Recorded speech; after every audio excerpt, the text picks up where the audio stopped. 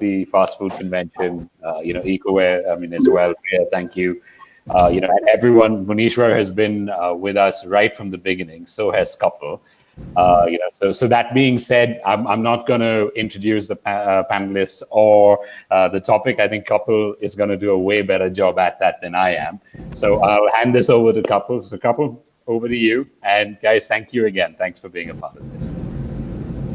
Thanks, George. So good evening, everyone. Thanks, George, Vinny, and the entire team at Oddbox for giving me this opportunity again to moderate a fantastic session.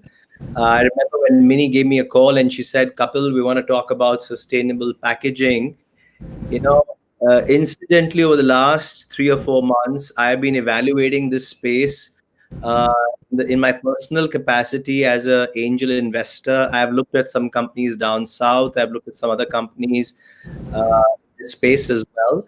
And why is my attention on this? Not that I'm a microbiologist or anything else, but I think from the pure reason of two things. One is the love for the planet, and more importantly, what I also believe as investors, the opportunity to make money and to make impact. So I believe that this space at the moment, although might be going through a tough spin, but I believe in the next few years, for sure, this would be a space to watch out for. And when investors look at it like this, that means this is a space that definitely is going to grow in the future. Very quickly, I'm going to introduce myself, and then I love my panelists to share their views about themselves in a few words as well. My name is Kapil Malhotra. I'm the founder, managing director of Total Solutions Group. I'm a chartered accountant by qualification. Total Solutions Group is an advisory and a consulting. We are Asia's largest, amongst the largest customer experience mystery shopping company. We work with a lot of food and beverage brands, retail, automotive, banking. Is where our core specialization is. Work with the e-commerce players as well. We have a very strong training digital platform by the name iTrain that has won a few awards too. As I mentioned, in my personal capacity, I've invested in over 21 odd companies in the startup space. And they're doing pretty well for themselves. Great time to be a part as an angel investor to support, mentor, and advise startups. And I think today's session is going to be a great one. We have a very good mix of people from the industry. We have Sandeep from Burger King. We have Rakesh from Zomato. We have Munishwar from Wow Momos, and then we have Rhea from Ecoware and Weber from Zoom, who's going to talk about what they manufacture and how is it coming in the industry. So very quickly, Sandeep, let's start with you. If you can quickly introduce yourselves, and then I'm just going to pass the bag around. Sure, Kapil, and thanks once again for inviting me to be part of this conversation. It's a great privilege, and I'm happy to be here. So my name is Sandeep. I've been in the industry for almost more than 2 decades now, 22, 23 years of experience. Worked for a variety of industries. Started with Unilever, worked with GSK, Ranbaxy, Yum Brands for almost about 6-7 years before I joined Burger. I joined Burger in the year 2014, and Kapil, if you remember, I was telling you 1st April is the joining date, but that didn't jinx my experience here. So the brand is really doing well, and I'm happy to be a part of this company. One of the founding member in India. Quite excited to have this conversation, and looking forward. Thank you. Lovely to have you on board, Sandeep. As you mentioned, we're aware that you're one of the founding members and you brought a lot of innovation in the space, and good luck to you. Let me move on to now Rhea from Ecoware. Hi, good evening, everyone. Thank you for having me. I'm excited to be here because this is obviously a topic that's really close to my heart, and I'm very honored to be the only woman on this panel. So there you go. But by background, I'm a pharmacologist. I used to work for Pfizer in the UK, and I moved to India in 2009 and decided I'd had enough of the pharma world and decided to become an entrepreneur, which is when I started Ecoware.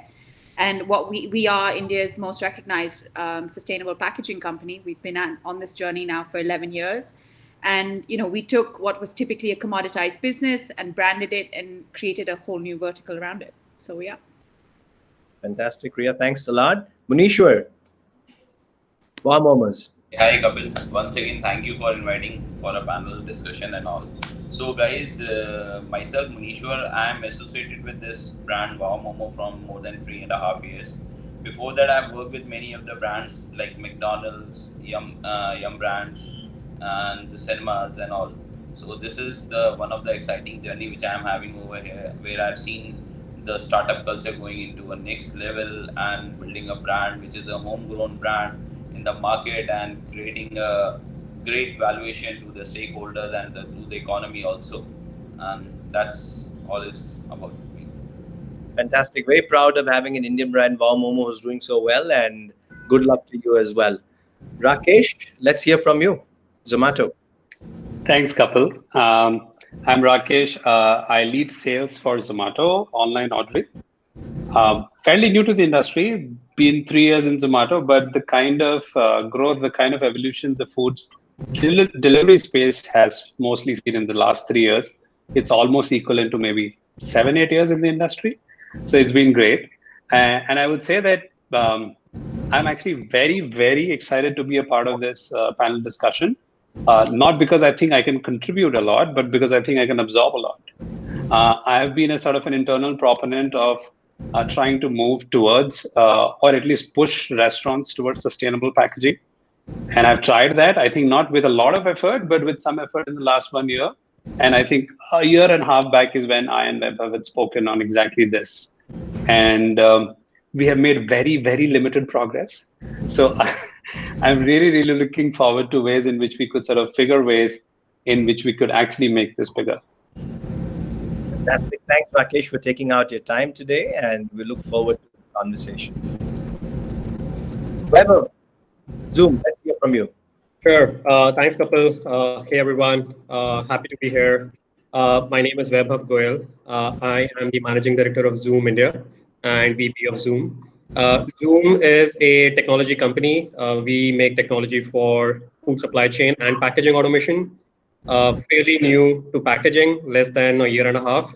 I moved back to you. My background is primarily gaming. I used to make games, mobile games and web games. I've been part of Zoom since the start. It's a 5-year-old company. We're based out of Mountain View. Back to India last year to set up our international operations. And I'm really, really excited to talk about our molded fiber technology and sustainable packaging in general, because as everybody on the panel just mentioned, like there's a huge opportunity. And I think it's the right time to kind of have a discussion like this. So really looking forward to it. Fantastic. Welcome, Weber. Pleasure having you on board.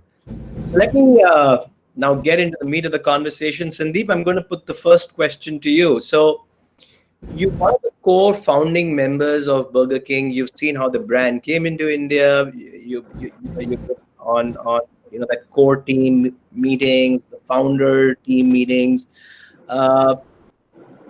The last few years, we've seen your brand becoming visible. We've seen your logos everywhere, which is great. Your footprint is increasing.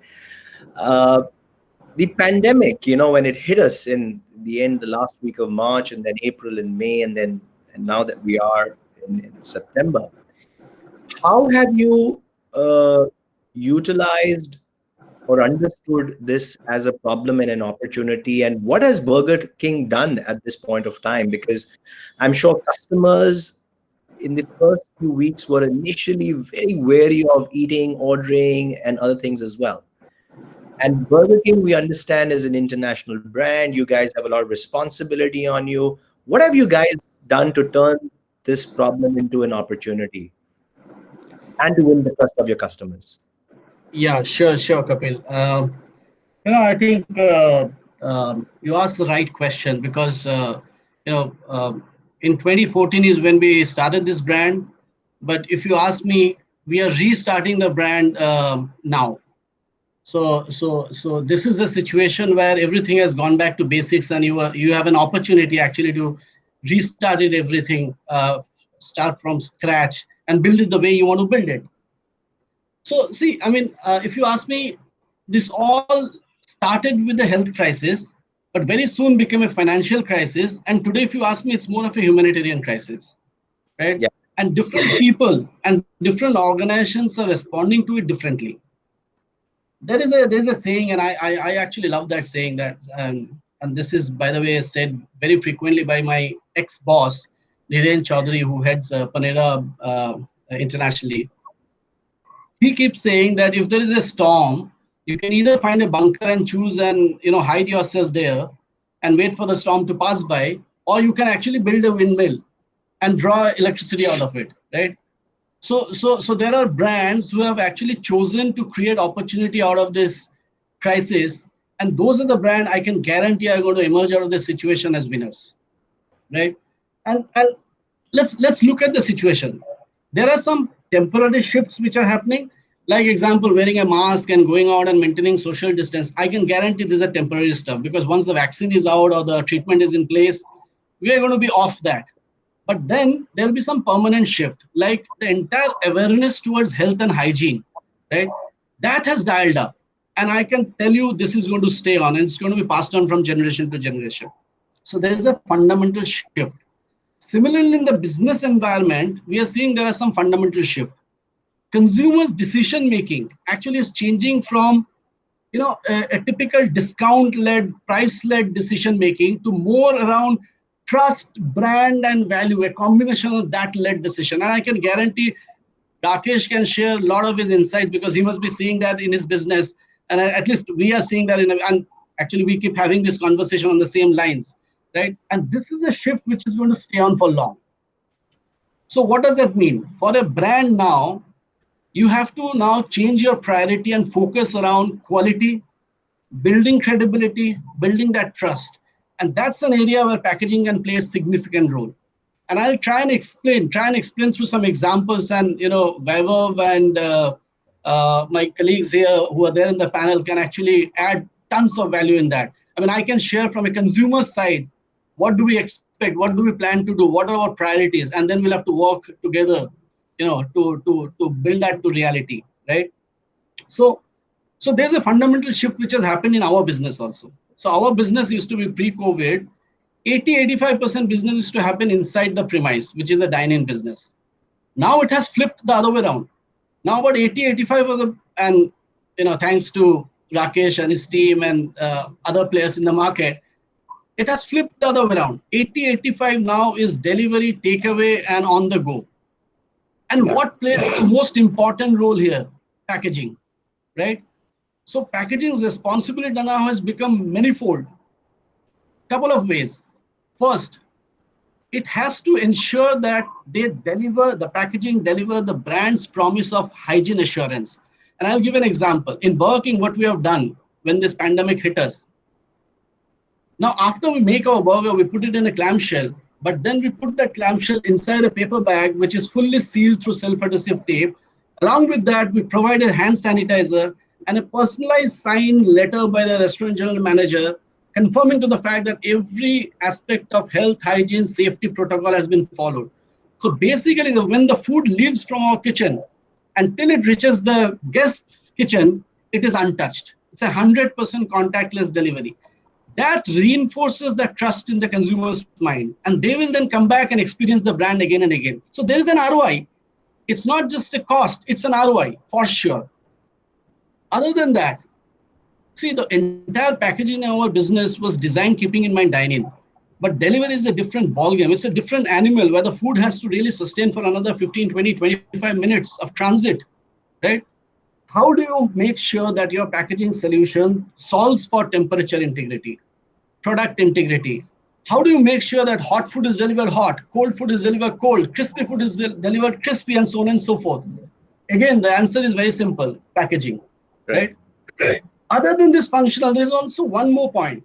You know, see, if you want to build a brand which is a credible brand, it has to demonstrate credibility through every aspects, not just branding, not just food quality, not just operation quality, to the last mile delivery capability, to the packaging what they're producing, right? Every element has to echo that philosophy, echo the brand ethos.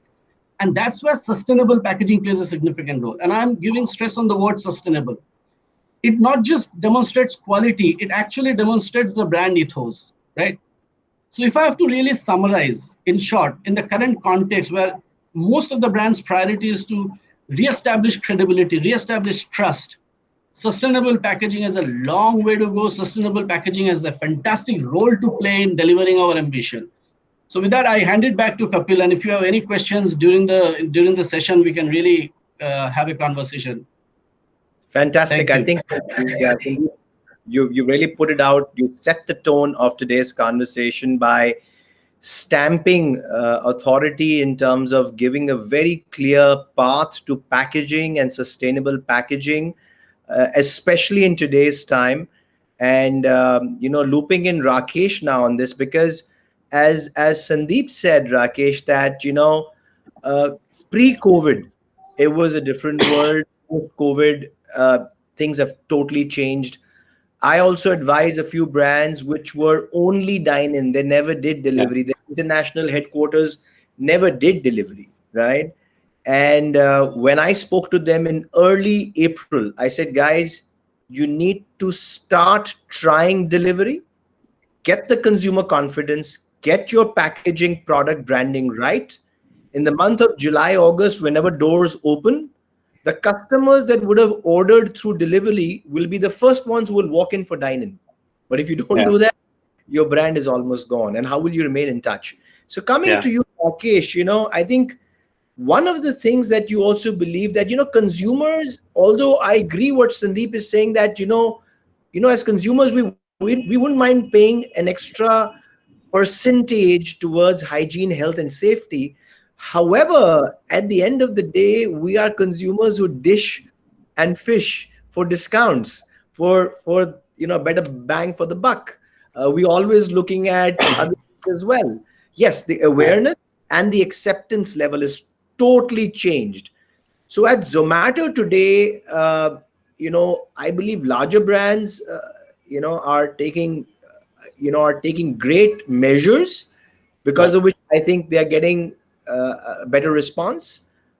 What do you see as the sales head of Zomato? What do you see? What are happening to smaller brands as well? What is the Yeah. consumer inside?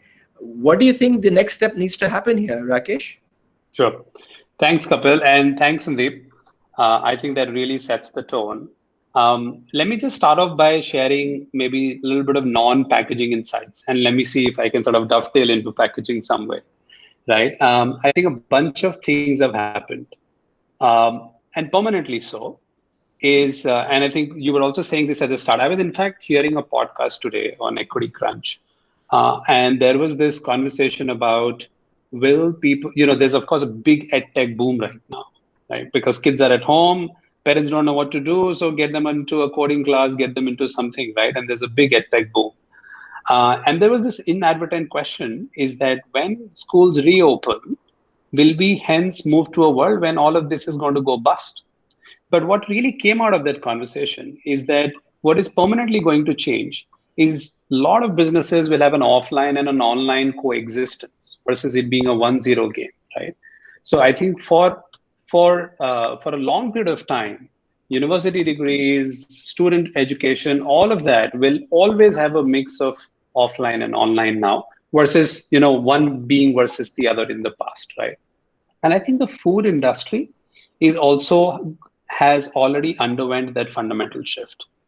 Am I a dine-in? Am I a delivery only restaurant? I think that question is going to become, or it has already become, extremely irrelevant, right? You are a restaurant.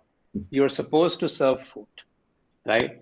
And the way you need to see is that how do I change my business model to optimize depending on how many people are coming to me and how many people I'm going to, right?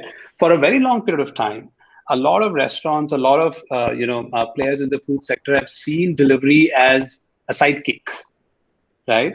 And mainly a kitchen, utilization tool. That my kitchen is not perfectly utilized during 3 to 7 o'clock, so I want to do delivery so that my kitchen staff is not free and I get a slightly better turnover, right? And that I think that those questions are out of the park now, and that's why you will see a lot of people struggling. Uh, I can bet that a lot of fine dining restaurants don't know how to do their packaging. They have absolutely no clue, right? And they want to do a lot of stuff, but they don't know where to start, right? So I think as and when large part of the food consumption is going to move on the delivery side, packaging in particular becomes even more important and pertinent a topic for everyone to solve for, right? So I think that's one. And how do we sort of get there is something that we should uncover during, and whether sustainable packaging can play that role or not. And probably I will try to play a little bit of devil's advocate and try and see if we can really crank up the conversation there, right?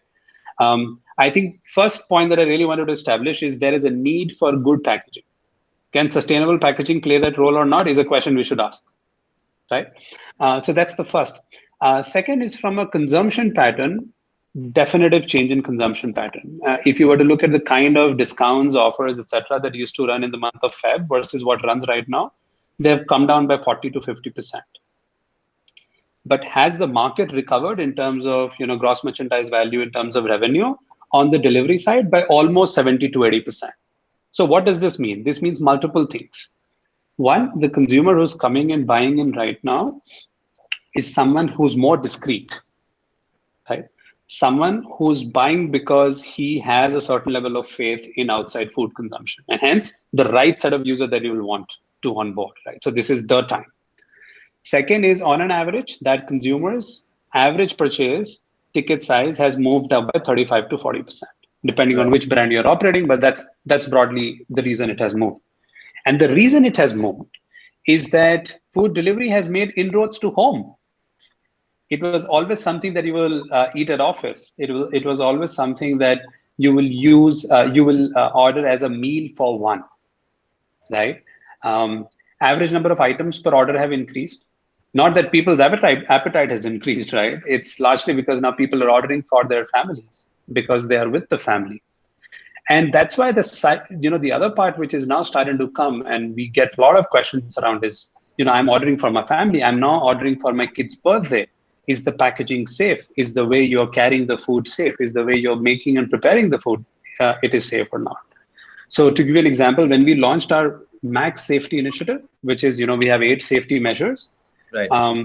Our video was watched 1 million times on our app. And we just put it in a small space in the left, thinking that no one is going to open it. But it's been watched 1 million times in a month, which means people actually go and see what really is Max Safety. So there is a lot of hygiene and health consciousness. I think that's the second part of it. And third part is outside larger businesses, like top 5, 6 QSRs, can we really percolate it down? Both the need for packaging, both the definitive trends in terms of, how part of the behavior is going to shift to online or takeaway, and hence need for something like that. Because while a Burger King would figure out, even if it has to spend another 2% on packaging, it will figure out the 2% from somewhere in the whole operation stack, right? They will modify the fryers, they will do something here and there, and they'll probably get the 2% up, right? But the guy who's doing 1,000 orders a month out of a single operating outlet, for him, the 2% is super critical. So either the government needs to pay for it, or the aggregator needs to pay for it, or the consumer needs to pay for it. He's not going to pay for it, right? So, and I think widespread change will come only when something of that sort happens, right? Broadly, these 3 is what I thought I would share. I have bunch of questions to share. I don't really have great answers, but I can pose them as and when we proceed for the rest of the discussion. Absolutely, Rakesh. I'd love to have you as a co-moderator. Let me get Rhea into the hotspot now, because I think, Rhea, you started in 2009. So you were the earlier proponents of sustainable packaging in the country in one way. And it's been 10, 11 years. I'm sure you've seen, zero to what it is now. And in one way, looking at what's happening with the COVID situation, looking at deliveries, as Rakesh mentioned, the average value size, more meals for families now, kids at home, looking at what packaging is coming, the food is coming in. I remember we had a birthday celebration in the month of June. And we finally ordered from a 5-star hotel from Aero City, and that was our first order that we made for delivery. We weren't sure, where should we order from. The packaging, the way the product was delivered, everything was top notch. And we were ready to pay value for it as a customer because it was an occasion, right? Now we're talking about, I just had some pizzas for lunch, which was again ordered from a brand. Over the last 10, 11 years, how have you seen the shift happen, Rhea? And at Ecoware, where do you think this shift is going to move towards in the next couple of years? Thanks, Kapil. So, I mean, the shift, when I started this organization, there was basically, this was much before any Clean India campaign, any sort of Swachh Bharat, any awareness, any plastic bans even being enforced, right? I mean, in the last few years, we've at least seen Karnataka and Maharashtra enforce to some extent their plastic bans. So when we started, I think our largest and our biggest challenge was that we obviously had nothing to help us from a public policy sort of angle. We also, none of our stakeholders actually understood what it meant for a product to be completely biodegradable, compostable, right? There were no industry standards. So we were really starting from scratch. We spent a lot of time educating all our stakeholders, looking at, obviously, we've authenticity is something that's really important to me. And I know we touched upon that when we spoke. I definitely am doing this for the right reasons. I want to distinguish ourselves from the massive amounts of greenwash that's out there. So one thing that's really important to us is that we certify every claim that we make on our product. And that, in a situation, in a time like now, obviously helps build and bring back confidence when there is a lot of question of what you can and cannot trust. Especially in terms of what you're bringing into your house and feeding your families. So we've seen, like I said, we've spent a lot of time educating, creating awareness. We've seen the entire sort of sustainable packaging world and this market evolve from people not understanding to then, asking for it. And we've seen plastic bans come in. So I think, now we're in a situation where the demand is very much there. We are having conversations with a lot of people where it's like, okay, can you customize for us? Can you make for us? Can you co-brand? How does this work? So, and it's great because we're in a position where we, just sitting in my office, there are inbound inquiries, not just within India, but globally. So it's a great place to be in. And I think moving forward for us, I think innovation is really important. So we've obviously made large strides in the food and beverage industry, and that's a plug and play format for us now. And I think, what we're looking at as an organization is that what are the other industries that we can support with sustainable packaging? Can we work with e-commerce? Can we work with industrial packaging? Can we, what is it that we can do next? Because obviously single-use plastic is a massive problem. And, we wish to be a solution across industries. So Rhea, looking at the current, I'm just going to do a quick leading question. Looking at the current situation, consumer awareness, I think, is at its highest, right? Cost parity is, I won't say, neck to neck, but it's not like totally out of the economics. Yeah. And brands are adopting sustainable packaging because consumers are giving their loyalty towards it, right? We've seen a lot of waves coming around it. So brands are using it as a branding tool as well, right? Yeah.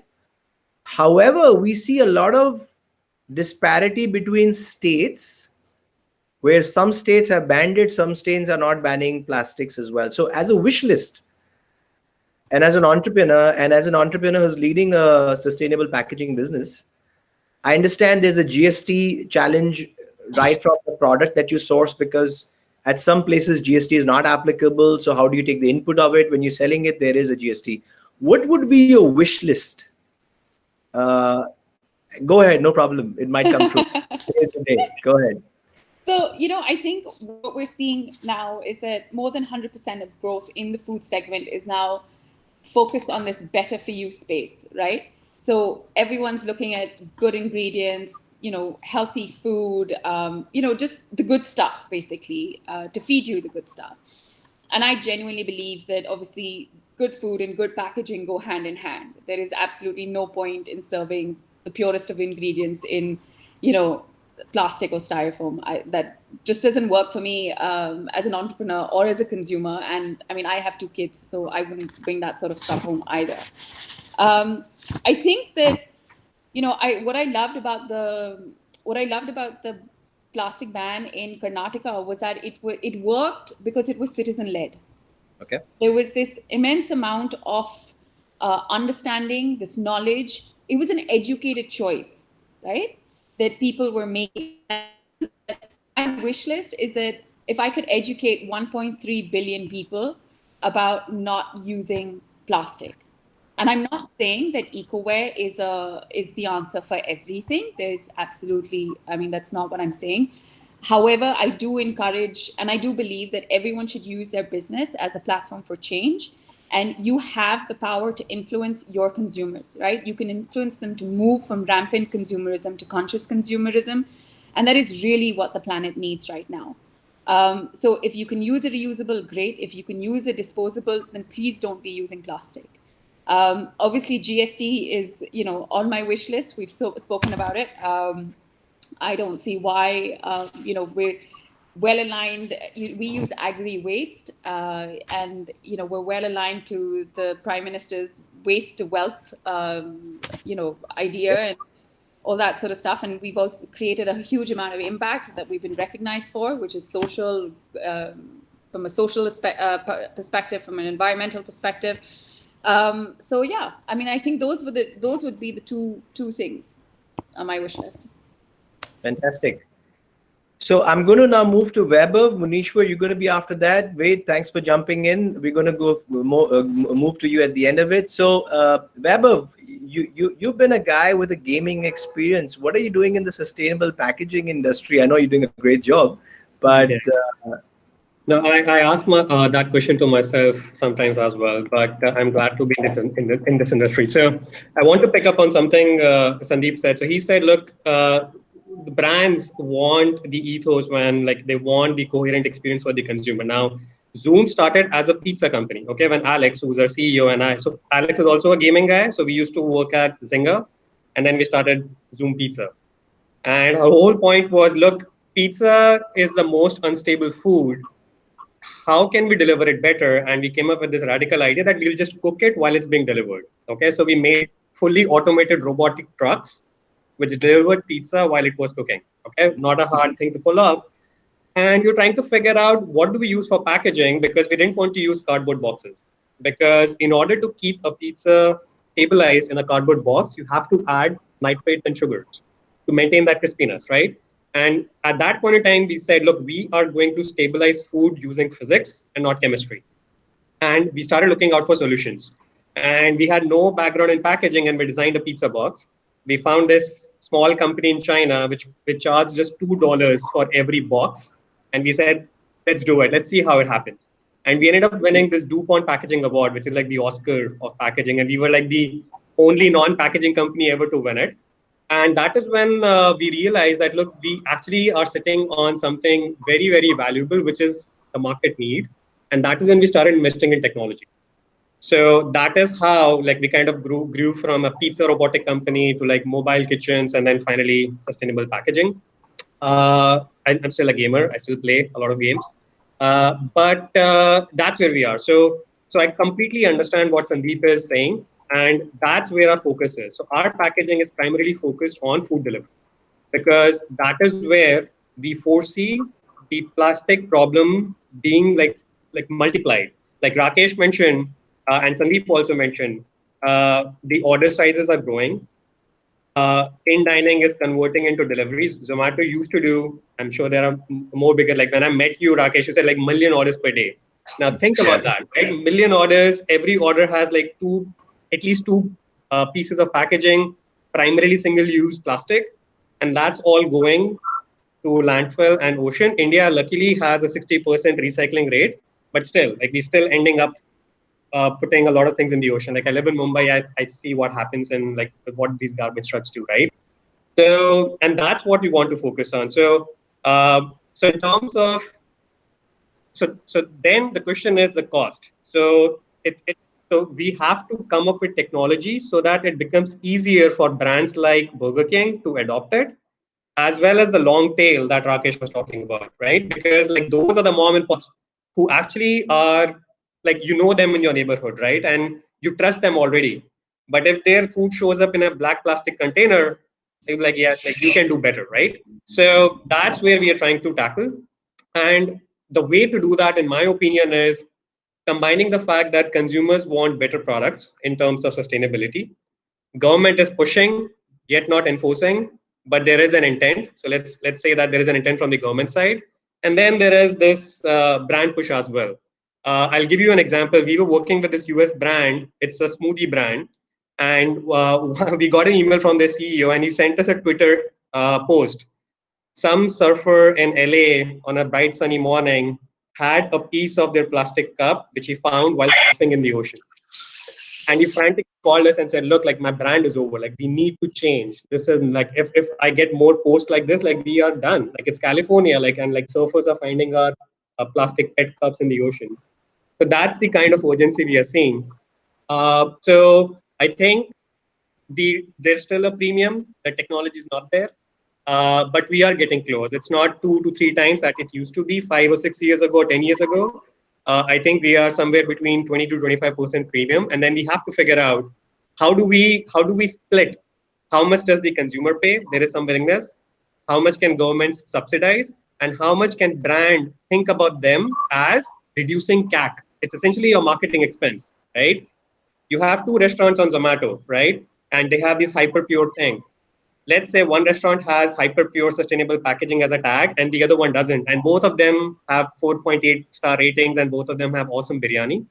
Like it will make a difference. I know So I where think, my daughter is going to order from. I mean, just to yeah, let I you think know. yeah, so I think that's where we want to play. So we are setting up a manufacturing facility here in India to try and bring the cost down. Right now, our manufacturing facility is in California, not the cheapest place to make stuff, but we are making inroads. So hopefully 6 months from now, we'll start manufacturing and we'll be able to kind of be at par or almost at par with plastic. So that's where I see this packaging for food delivery going.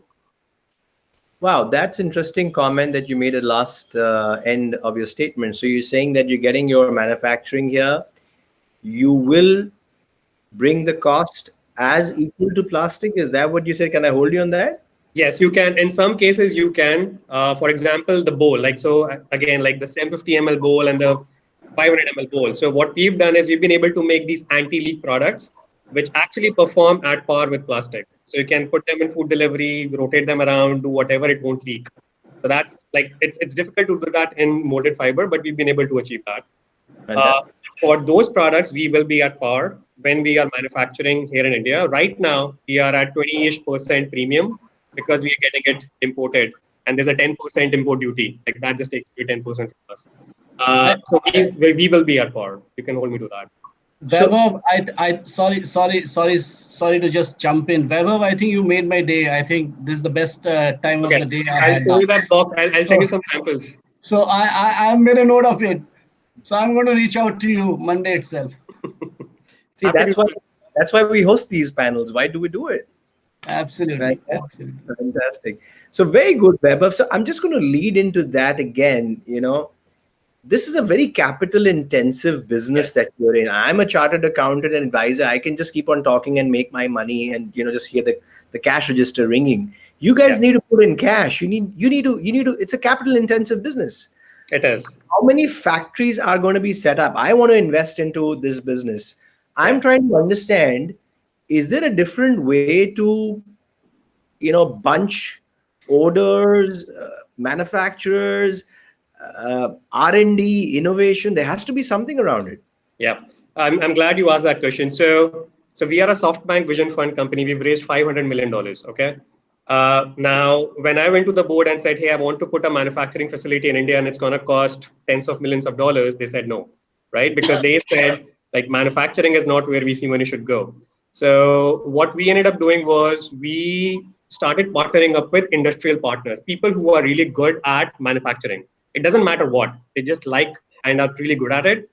We consider ourselves as a technology company. So California is our R&D center. So we've developed technology which can rapid prototype a product in 4 days.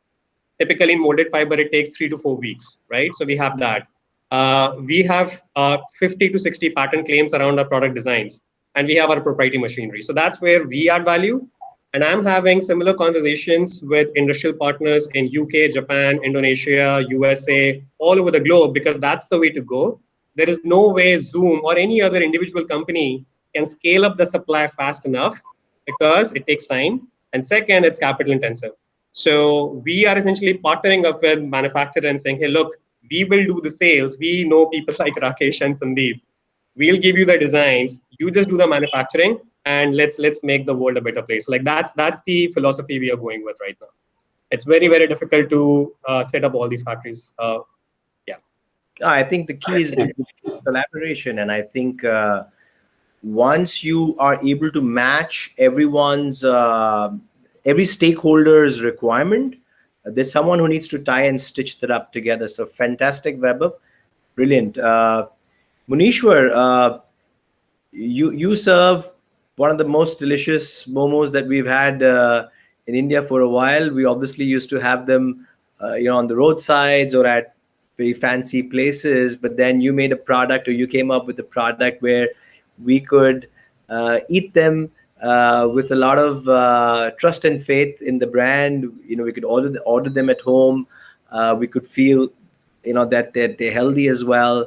And I remember all the food conferences across the country.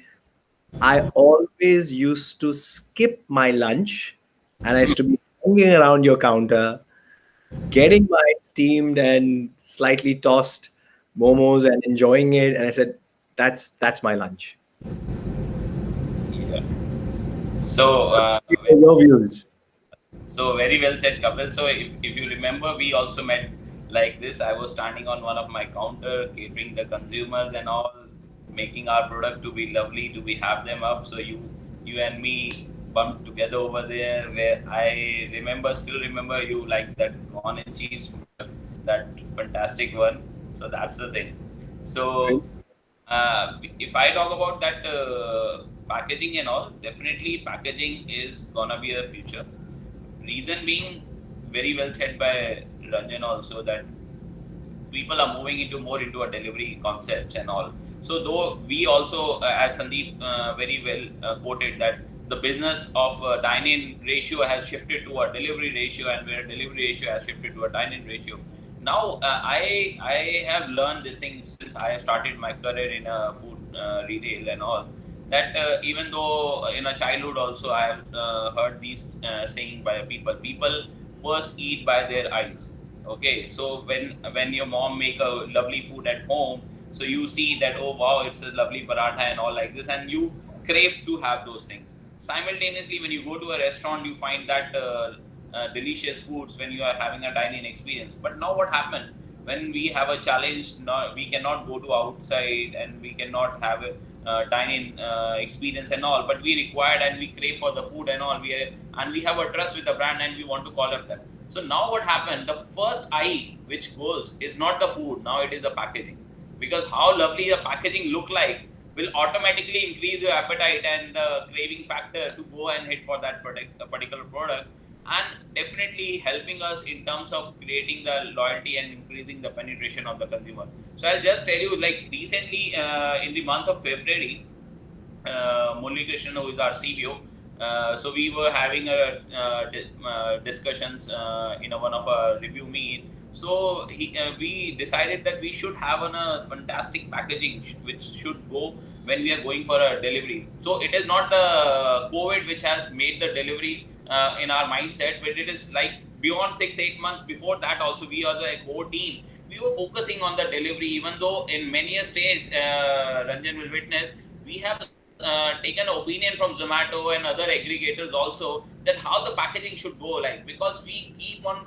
tracking the consumer experience and a feedback about not only about the taste and the service time, it is also about the packaging also, and we take it very seriously. So we develop a small box. I just show you, this is how a Momo box look like, and which is something which is in a food pan coated, so it will increase the shelf life of a product which reaches to you. It's in a hot and piping, you will feel it over there. So this has actually increased the value for us. So if I tell you, it's like if X number of transactions we were doing in aggregators, it has actually bumped up to a next level. Keeping in this, keeping aside this pandemic situation, but in this situation also, what a kind of a revenue we are generating from a delivery and the consumer repetition of the orders. It is just because it's more first important is the packaging. Second, definitely yes, the quality of your food and the trust with your brand. So as we were, and we also being highlighting more importantly, and a factor is that the 3H concept.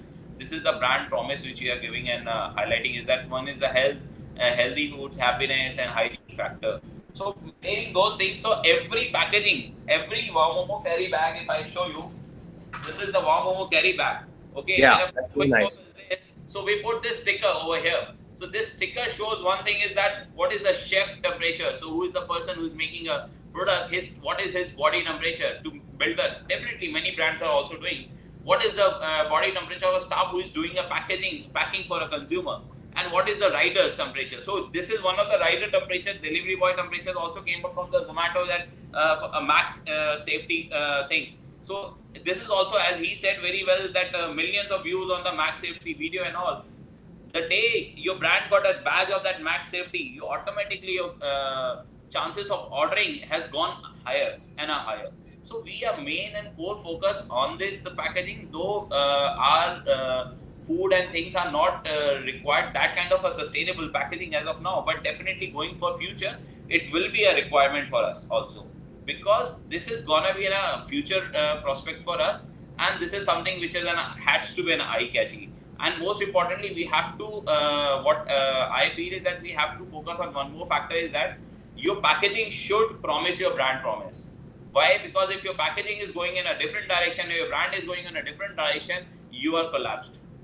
So this is the time when you can encash, as very well Sandeep said, that is the time where every brand is actually furnishing their back to basics and all, whether it is from the learning, whether it is from the supply chain, whether it's on the product quality, whether it is a consumer experience, whatever the segment you take it up. Everyone is brushing up their knowledges and getting back to basics. So why? As soon as we come out, when the vaccine will be in the market and the people will be roaming here and there with the failures, that time the brand promise, those who are brand was delivered the promise during these pandemic situation, will have a time to encash that particular moment over that moment. That is Absolutely. what I feel is that. So most importantly, we have to look into a packaging, that too in a way that it is actually hitting the brand promise. All right. Let's look at your bag again, the yellow bag. So that's your delivery bag, or that's the bag in which the product goes in. And that packaging box that you had that earlier used to be maybe a silver foil box. Now it's well Yes. branded again. So this would maybe give it more shelf life to your hot momos when they reach home, maybe. Yes, yes. Yeah. So I tell you this, yeah. So I tell you, like, definitely the cost factor of this particular product might be hitting me 1 or 2% extra, but Right. not this thing. But this is actually helping me to generate more transactions also, which, which ultimately that 2% will minimize to 0.2% in a future prospect. That is how the game of the business is going on, and this is something which is lovely. I tell you, I bought a chocolate mo. I took a chocolate momo for my daughter at my place, and she said, "Papa, what a lovely box! Can I take lunch on this box?" My beta, it There is you go. that it is just you have to use it and then throw it up, though it is different. But I can definitely get you something box prepared for a lunch box like this for you. Even though I'll just show you one more thing for a beverage. In delivery, we launch Thunders, which is one of our signature Yes. The drink thunder also. glass. Yes. Yeah, so this is the Thunder glass which we have launched up. And ultimately, so the biggest challenge for the drink is also what you see is what you feel. So initially, when it was a plastic, you can see your drink how it looked like. But what Correct. about then the plastic ban and all? And we as a brand, we are zero plastic brand. So what we have to do? So we took this reusable glass and all. So it is very lovely look like when you drink your kala khatta or orange mojito, my favorite one, or the virgin mojito, which is the favorite for all of us. Okay, so when you see this and people sipping like this with a sipper and all, or with a straw, it looks, Brilliant. it's a wonderful image in terms of consumer, and it actually create a brand loyalty, and Very which good. turns consumer coming back to us again and again. So that box that you showed, Rhea, Weber, Ved, would you have any recommendation on what we guys can do to to to keep the momos hot, warm, the way that they are? I think what they've done is a considerably great job from what it was earlier. I remember it was like a silver foil or something. What do you guys suggest? Anyone? I can jump in. Ria, is that okay? Sure, please go ahead. Yeah. So there is a so as far as the three of us we are concerned, we are all molding from plant fibers, and that leads to certain challenges in terms of the product itself because it's a breathable product. And typically, what Munishwar has created is actually a non-sustainable product. It may look paperish from the top, but it's got a multi-layer sort of system with a metallization or a laminate on the inside, which actually makes it non-recyclable and non-compostable. It does, of course, as Munishwar said, it'll retain the heat, but I think it has a bigger issue. Of course, I realize that Wow Momos has great branding on top of this, and that's the other challenge we face in molded fiber. That the printability and the printing itself is difficult onto the fiber. So, of course, as time passes, I'm sure there will be various innovations, and we do realize that many of the brands want the food to remain hot over a period of time. But as for now, I don't see a molded product doing that job. That said, a molded product like the product Munishwar showed, it's actually not microwavable because it's metallized. But a molded product can be put in an oven, can be microwaved, can be frozen. So that's the benefit that you have. But it's fundamentally breathable because it's natural. So can I just add to that? I know that Ved mentioned the limitations of printing and branding. So I know in our experience, what we found is on a curved surface, it is, so for instance, a bowl or the outside of a cup, that is a challenge. But for a flat surface, which would apply to a Wow Momo box or any kind of box really, I mean, or a plate. So for instance, we supply Cinnabon, and their plates have a printed on the outring, and so it is possible on a flat surface, but not on the limitation is the challenge is that. But yeah, and I think from Ved, I'm sure you'd agree with me. I mean, we both have supplied the Indian Railways, and I think that in terms of, I know that the food is served, the food is plated in our, it is then stored 10 hours. It then goes into like one of those trolleys and then gets onto like in front of a passenger. So I know in terms of durability and just, being able to heat that food or retain heat, I'm sure, Munishwar, if, you had to tell us that your momos are boxed, and then in X time, it has to survive, I suppose, X number of minutes or hours or whatever. And I'm sure if that was an indefinite, we could innovate and figure out a solution. Yeah, just to add on to that, that's a good point. So going back to our pizza boxes, because we were doing our own delivery, we knew what was the dwell time. So it was about 12 minutes.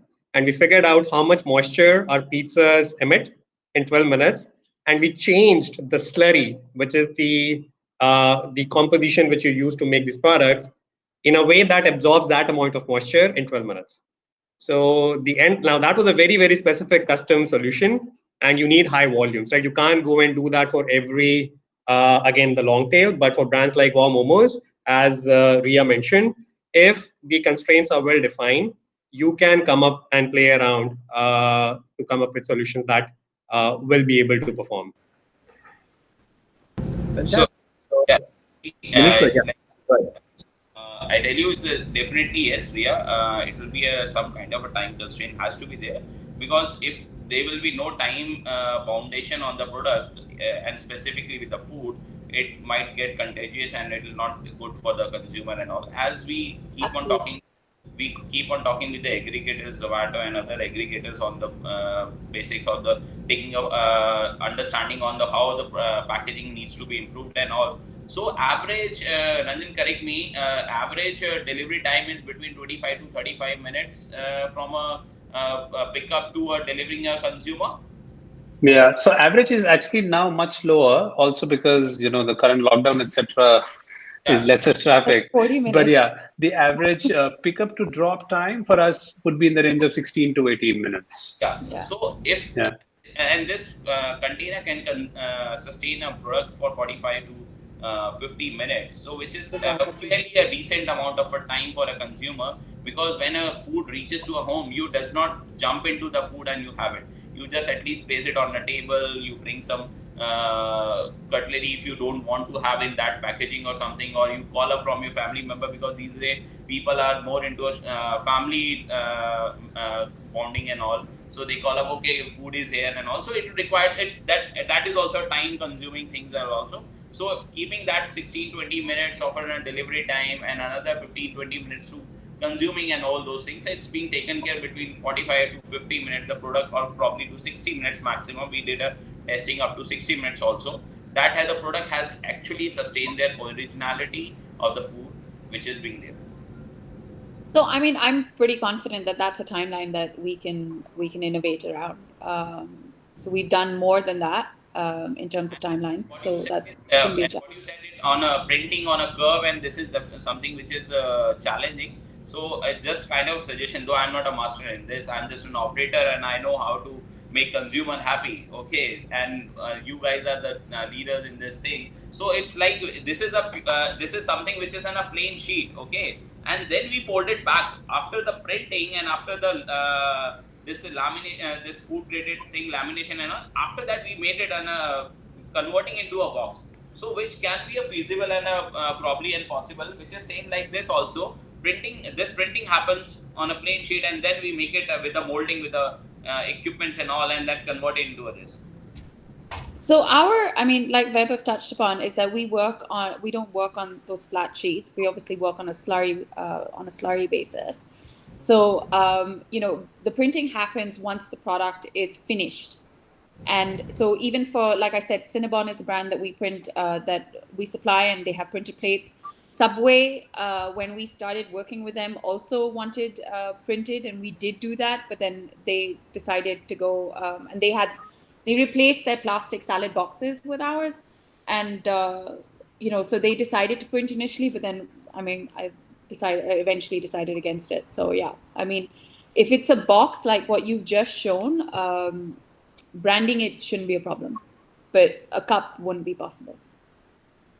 So I guess let's keep the conversation open for coming weeks, where all of you can interact and engage with each other. Ved, to you, we also understand that since the industry is growing, like our friends like Munishwar and Rakesh are responsible for this, and Sandeep, and then so many other leaders in the industry. It's also very imperative that companies like Ecoware or Zoom or others, they have their own strength in certain areas. I have my strength in a particular area. We are experienced, we understand various things around that.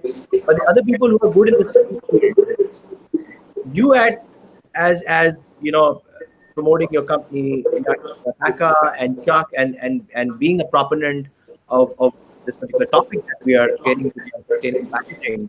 How do you think alliances should form here? What type of collaborations do you see should be coming up? How do we engage stakeholders here to really make the needle move instead of just having a great conversation?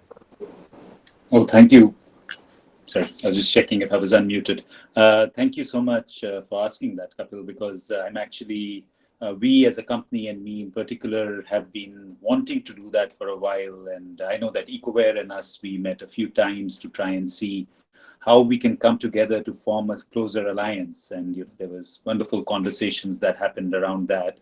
And we are now actually with we have a very innovative and a very focused business team. So with that in place, I'm personally starting to spend more time on exactly what you're talking about. And we are starting to create this whole idea of a global compostables alliance, which is to try and get the compostable product manufacturers together. I do think that that's really important because the speed of change has to shift significantly if we are to really impact the planet. Because so the awareness, we understand that the awareness is rising, but there is a certain amount of time that is taken for a habit change to happen. And if there is more sort of active effort, then that is bound to happen faster. So the idea is threefold in terms of creating the alliance. The first one is we realize that there are a certain amount of barriers of entry, and it could be more business oriented, like capital that you mentioned. But it could also be a lot of things around ideas and knowledge and things like suppliers, technology. So the first thing is that we are working on creating a suppliers database where hopefully we can even get user ratings in place. So we can actually know which are the good suppliers for machinery, for technology, et cetera, et cetera. And it's a wide array of products, right? So it's not just, it's bioplastics, it's paper, it's molded products, it's various others. So that. The second, of course, like I mentioned, knowledge can be in various angles. It could be innovation, it could be policy, it could be exchange of ideas, just what we are doing right now in terms of exchanging thoughts. So, creating that platform as well. And the third we find is that if we can manage to get all the producers on board, then it becomes a decent marketplace where our friends here, Rakesh and Sandeep and Munishwar, can have a much easier time. Today, they have to seek out individuals like me, Rhea, or Webhub, and many others, and then try and figure it out themselves. Here, if we can create a platform for them, and they can understand what is the kind of product that they want to go for, and then try and do an easy search of who are the producers of molded products, and try and see what they have an offer, it'll be a lot easier for them. So the effort is to create the back end this year, and hopefully be able to get people together, create a more transparent space, and enable more growth in the space to really be able to make an impact, which we as individual companies are of course trying, but coming together, we'll be able to do a lot more. Fantastic. Thanks for putting that across. Also, with what I understand, apart from the tablewares, also at Yash Paka, the bags business that you guys are, that's also packaging in one way. Could you just give some information around that? How's that going? What's the opportunity around that? How do you advocate that product?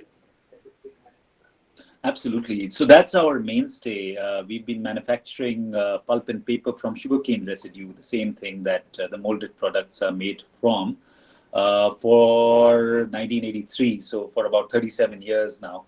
And what we have done in the recent past, so we were a very, very specialized producer of products, and it always went into packaging. So, things like the syringe bags or medicine bags that you use when you take pop-out pills, or things like the syringe covers again, or surgical gloves. So those are medical applications. All the McDonald bags that you get, and things like that. So we were in variety of products there.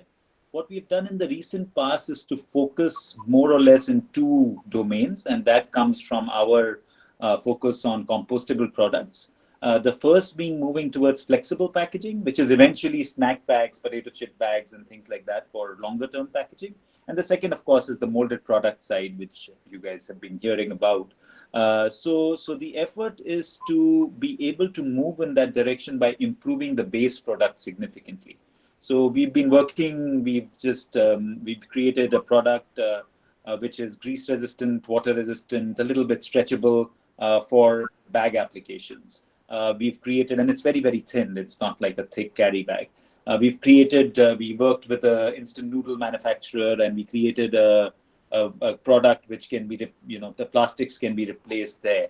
So, so there is a wide variety of innovations that are happening in that domain. And of course, the effort is to find ways to have more sustainable products. And of course, with that, I just want to put in one rider that, sometimes we talk a lot about recyclability. And we as an industry know that that's an absolute misnomer. Recycled is many times much worse than actually, because there is no such thing as recycled. It's basically downcycled.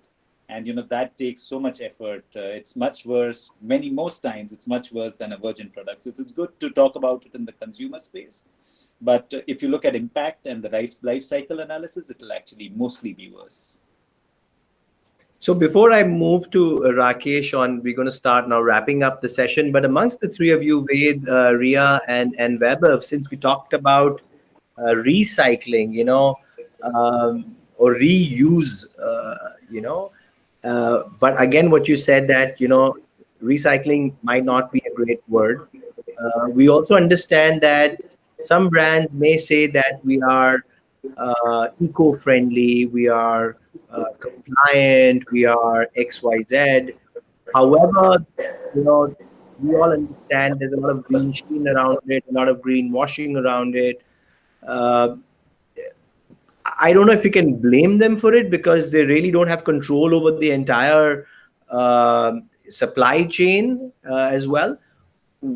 You guys are stakeholders, flag bearers in terms of what you're proposing. So what would be something that you would suggest to all the brands out here, including Zomato out here, who in one way is a branding extension of delivering their products? We can start, Weber, with you, and then Rhea, and then our whoever. I'm absolutely fine. Sure. So I think you use the right word. I don't think you can blame the brands because I think it was like 3 years ago, 4 years ago, people were not really talking about plastics in the ocean. Like It's a recent phenomena where consumers have now finally started to raise concerns. So there is eagerness to learn what I'll be honest, 2 years ago, even I didn't know the difference between sustainable and biodegradable and compostable. Like I did not, right? And I think that's majority of the consumers out there. Going back to the point which the brands on the platform brought up that, hey, it's about building trust.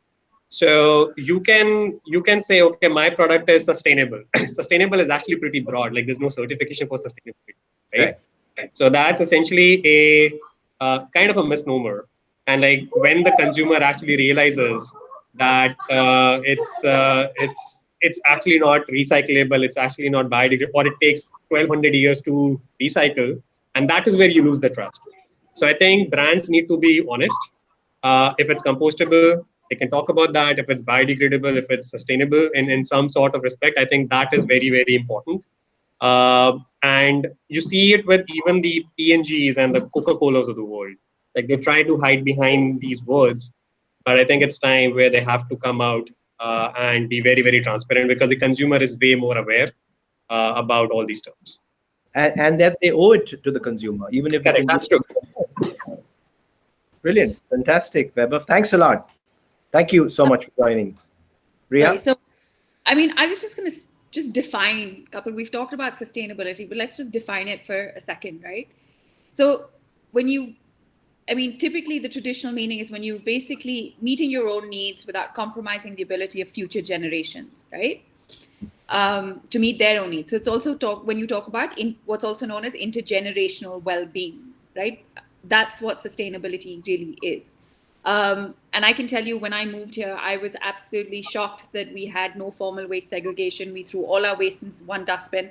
And 11 years later, unfortunately, that is still happening. So I do agree with Ved, where I think recycling is a fast. And like I've said, the need is now. The need to be sustainable. It needs to be a serious commitment. So let's stay away from the greenwash. Let's be sure about the closed loop solutions. And I emphasize closed loop that we're talking about. And I think that brands, you take a lot of pride in, the food brands take a lot of pride in what they make and what they're serving. And I think they need to take pride in being sustainable too, right? And I think that needs to come out because, like Vaibhav also said, your consumer is changing. And Kapil, you and I talked about it. Your new consumer in the next 5 years is the Greta Thunbergs. It's our kids. They know more than we know, and they're so well connected. Vaibhav, like Vaibhav said, that that one surfer, that one tweet can destroy your brand. And that's only going to get not worse, but that's just going to get amplified, that connectivity, right, in the generations to come. And I think ultimately businesses need to see sustainability as an immense value addition. It's an immense opportunity. As a CEO, I mean, you as an investor, you've touched upon it, as a founder, as a shareholder. When you look ahead, the reality is that your business, at some point, we're all looking at funding or selling or M&As, etc. And your business is just going to have, plain and simple, more value if you have sustainable business models, built in, compared to if you don't. So I think that this is the future. It is the need, and the commitment is now. It's not about we will look into it in the future. Great. Great. So I'm going to add a little bit. So thank you, Rhea. That was wonderful. So I think I'm just going to add on to what Rhea said. That I think in the end, what is important, and I was listening to Rakesh. I joined a little late, so I was listening to Rakesh earlier, and he talked a lot about economics. And I understand that I'm in business. This is where most of us are. But like Rhea said, in the end, we are all consumers. Our children also eat from that same dish. We also sort of relate to this idea of sustainability and compostability and, the ideas that are out there, and we realize the kind of damage we are doing.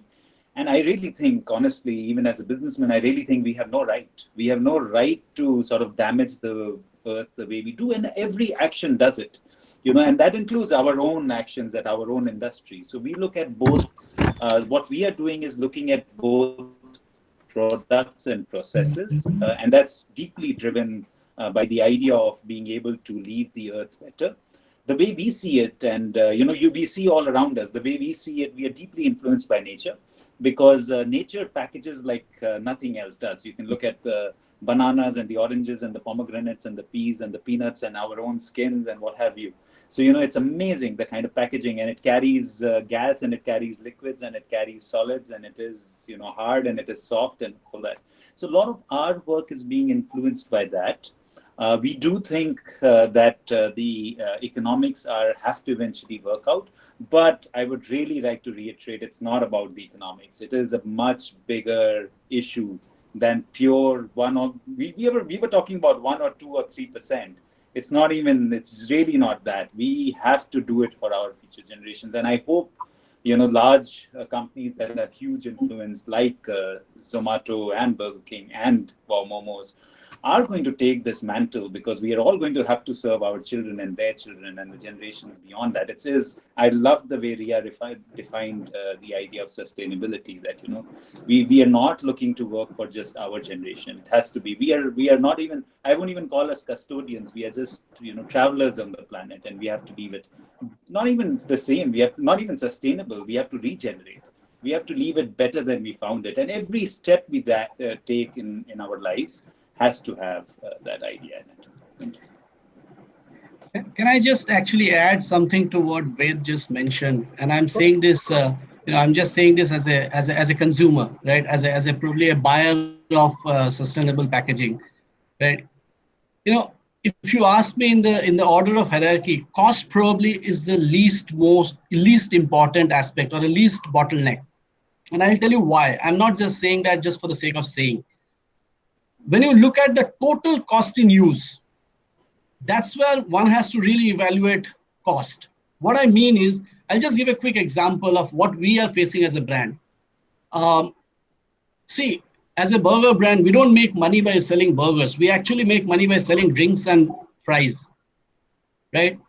And in the delivery business, you can't deliver drinks and can't retain the quality of that drink, right? So even if I have to spend, let's say, 10% of the product cost on packaging, I don't mind paying that money, because currently The only option I have in hand is actually hand over a can of Pepsi to my customer, which is more like a retail product where customer do not see a value. I don't make money. Customer don't see value. You don't sell beverages. So cost is probably the third in hierarchy. First is solutions. I need solutions from the platform here. I need solutions from my converter, from my packaging industry fellows. Give me solution, we'll figure out. And I think Rakesh also did mention that as a brand, we can always figure out ways to recover that money. We will, as a brand, will always find an ROI. Trust me, that will not be a bottleneck. What we need is make in India. I don't want to import. Make in India. We want to be manufacturing here. We want to buy from local source. We want to support that cause, right? Second, give me solution. Cost we will figure out. And I'm not saying just on behalf of one brand. I'm saying it, by the way, I mean, I'm a packaging technologist. I'm a pass out of IIP. So I have a special corner for, a special affinity towards packaging. So maybe a 1% premium on that. But on jokes apart, give a solution. Brand can figure out ways to absorb that cost. Trust me on that. Thank you so much, Sandeep, for putting your heart out and speaking it very clearly in terms of how you feel about the role of packaging, and also what you mentioned that costs are a function of something, and that something is what we as leaders know how to create and to get out of it as well. Rakesh, your closing comments, and then Munishwar, and I'm just going to close the session. But I'm also going to ask you, Rakesh, we have FSSAI as a food regulator when it comes to labeling, when it comes to ingredients, some sort of disclosures and other things as well. There's a 48-point checklist that we do for a lot of restaurants, and we upload the report on the website as well. What's on the packaging? Is there something that you believe is missing there? You have a very important opportunity out here as Zomato to talk about this for the industry. So what's your take on it? Yeah, so I'm glad that you asked that question, and I've been pretty vocal about this one in particular. I think around a year back, I had a very similar conversation with the Ken as well, and it was largely around the fact that you have an FSSAI checklist, or you have some other hygiene checklist. It's a checklist. It's a pretty transparent one. It's black and white largely, right? The fact that greenwashing exists in some way or the other is that this is a very muddled word, right? Very, very muddled word. I remember I was talking to a few folks who thought that the black colored plastic box is actually a sustainable packaging. And they thought just because it's black, maybe there is something, natural going in it, right? And when I dug deeper, I realized that, that's a perception that a lot of people carry.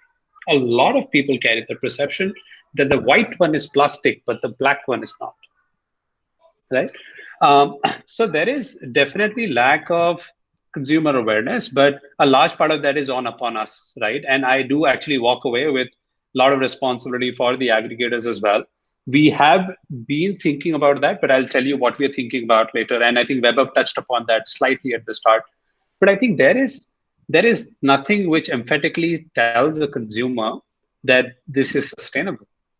The world is so muddled right now. When I started, sort of creating a team internally to start focusing on that, that's the first time I really understood when someone says, this is made of cornstarch and this is biodegradable. When someone says this, we have actually created a biodegradable plastic, right?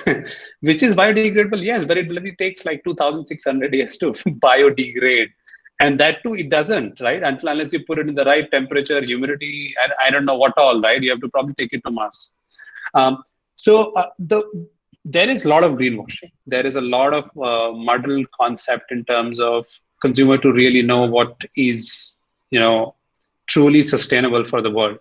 And that we all probably need to play that role. I think as aggregators, we can play that role a lot more. And I think it's important for us to take that responsibility. We do more than 1 million orders a day in some way or the other. We are talking to more than 1 million users every day, right? We are probably talking to 50 million users a month. Even if we go round and round, in 6 months, we'll probably cover a large part of the population, right? So we do take that responsibility on ourselves. I think that's one. But the second, to sort of just impress on the other point, there has to be very clear standards. There has to be, there is a need for that standard to really define this is grade 1, grade 2, grade 5, whatever it takes, right? This is anyways a very muddled world. Right? Think about organic. It lies in the same, it's impossible to figure what really organic means.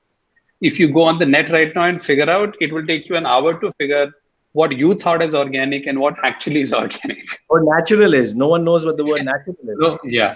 So I think it's important on this one side in particular for this to have some sort of mass adoption. Very, very important, both on the brand side and the consumer side.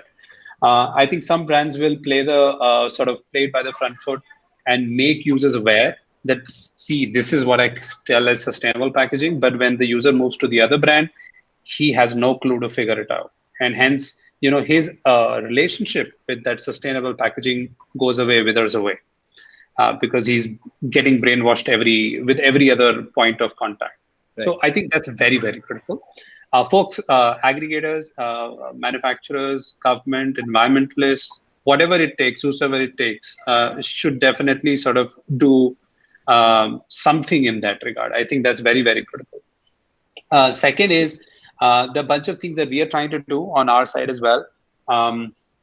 We as a platform have a great opportunity as well as a responsibility to help users discover and uncover that is this truly sustainable packaging. Let me sort of give you a very small example. If I was to put a small sticker on a restaurant saying that this restaurant uses sustainable packaging, we will start seeing consumers talk about it. Right? We will start seeing consumers talk about it. If I actually put up an unboxing video and saying that this video is made of uses all unsustainable packaging, ask users to share, they will share it. So there is definitely a lot of responsibility on us, and we need to figure out how do we sort of solve that, right? We were trying to go the other route till now, to be absolutely open. When I and Vaibhav started working almost 1.5 years back, is to go brand first route. And we said that, can we actually take the bull by the horns and solve some of the issues that the world has always said cannot be solved by sustainable packaging? In fact, that's why we took up the hardest of the set cases. I remember I said to Vaibhav, if the package that you create can carry rasam, then I'm done, right? I'm cool, right? So we actually took upon some of the harder use cases. And I think we have seen good traction, at least with select brands. But on the other side, because either we as aggregators, either the rest of the industry hasn't done and put a lot of energy on consumer awareness, it hasn't seen a good cross-network effect that we would have actually wanted to see. So you will definitely hear from Zomato. I've been very inspired by the conversation today. A bunch of things we were thinking on what we can do on that side. But yes, we'll figure something out, just like most of the situations we have till now. Very good. And that's what we expect out of Rakesh, you and Zomato as the important stakeholder in the ecosystem. I think you have a lot that you can do, and there's a lot of responsibility as well. And I'm sure you will make a difference here. Thanks for joining in. Munishwar, we'll have your closing comments, and then I'm just going to wrap up the session. Yeah. So it's like all the partners have told about the sustainable packaging and all. Definitely, that's gonna be a future which we have to look, and we have to do some kind of R&D and all. But my insight to this, I would like to put it into a platform or an open forum that we need to also shout for a couple of supports in a different manner also, apart from the sustainable packaging, because ultimately that is also one of the cost effective things which is gonna be. But as Rhea said that, or Vaibhav said that there is a heavy duty on importing plus the GST of a premium and all. So what I say that we as a brand, Wow, we are also raising a voice to a government that we should operate with a single window concept for a restaurant owners, because what happen if you go for XYZ licensing or certifications for any particular thing with a different government bodies, you are end up with the first frustration of traveling to here and there, then their other things comes out into a picture. So what we should also raise a voice as an entrepreneur, also as a leader of an organization of an industry also, that we should actually raise a voice to a government to put in a single window concept for licensing, for any kind of a Yeah. certification, for R&D, and also it will help us for all of us together.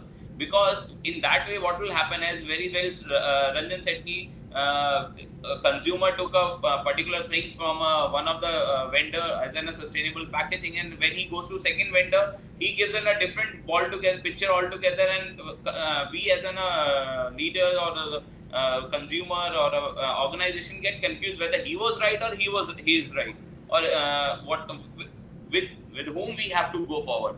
So that is the biggest thing and a challenge, because what will happen, all these things when coming into a single window, and it is like a government is authorizing and supporting with the certification and everything into that, that will give a clarity to a consumer also, to us also, to them also, and we all as in a part of an ecosystem will work very healthy and effective manner to bring the all things into a right platform. This is what I Sure. add No, on. absolutely. I think George and the team at Oddbox are hearing you out. So maybe they would create another session or a panel where they get some stakeholders from the government and players like you to come and talk about a single window. Look at the employment that the F&B industry generates. Look at the taxes that we contribute. Look at the tummies that we fill. Look at the impact that we make. There's no reason why we shouldn't be heard for something that is right. So absolutely. Thanks everyone for joining. So very quick closing comments. You know, I normally believe in a few things. This is something that I strongly believe in, and just as a poll, all the stakeholders here, if we just do a poll and send a message to consumers, would you like to have your food something that is sustainable? I don't think I need to answer that. Now, the rest, we all need to figure out the rest. When the answer is going to be 100%, the rest follows in suit of that, in terms of how we create it. One of the important things and lessons that I've also learned, whenever we have tried to pioneer something that has not been done before, which is always a bigger challenge, because it's always easier to do things that have been done earlier. But that's not why we are here on this panel today. Uh, I would like to talk about two very quick case studies, two startups of mine. One is by the name Genuine Mark. And the sheer reason of creating that, where I co-founded that startup, was because of the anti-counterfeiting that was happening in the industry with regards to infant milk powder, perfumes, liquor, uh, you name it, right? The amount of counterfeiting. And the industry of counterfeits is so large. So there had to be a solution to that. Now, you can't catch hold of the manufacturer, but actually, when a counterfeit ghee tin is found with the manufacturer's labeling, the guy who's not the real manufacturer, the guy who's the real manufacturer gets caught that what have you made, and he hasn't, obviously. But that's how, because you can't catch the counterfeiter, right? And that is when we created Genuine Mark, which is a anti-counterfeiting technology which allows the manufacturer to control visibility, transparency of the entire supply chain to the end consumer. So even when you're buying an electronic product, you activate a digital warranty. The manufacturer gets to know who the end consumer is. The entire ecosystem has changed. We just started this company 2 years ago. We've got funded. We're getting more and more money into the company. What it's done for the manufacturer, it's allowed them to bring their cost down, because now they're selling more, right? The counterfeits have gone out.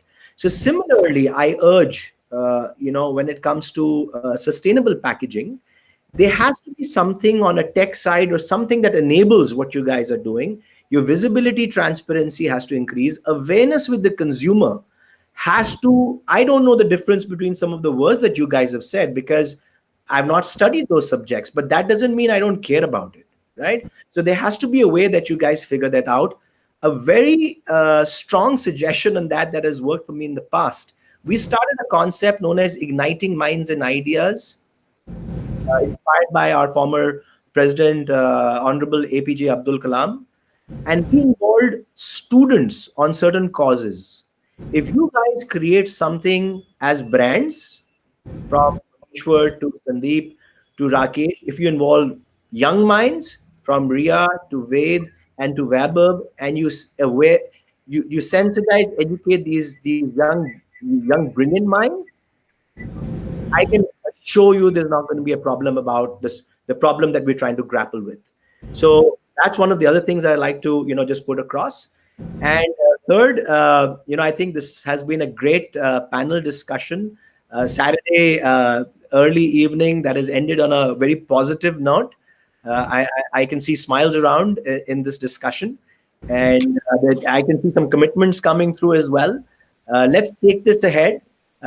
This group is not going to dissolve till I see a purchase order coming through, guys. So let's keep it alive for a while. But yeah, I mean, all respect to your decisions and the way that all of you do business. But thank you very much, George, for allowing me to moderate the session.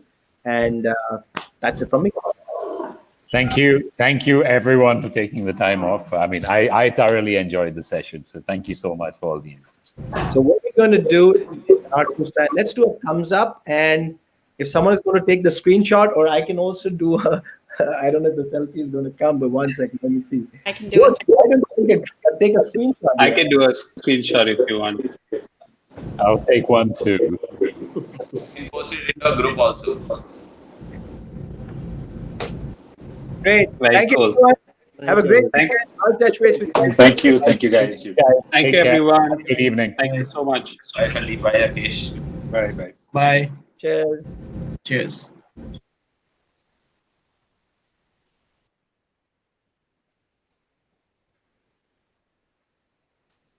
Hey, couple. Hey, buddy. Superb. Thank you. Thank you. I hope It was a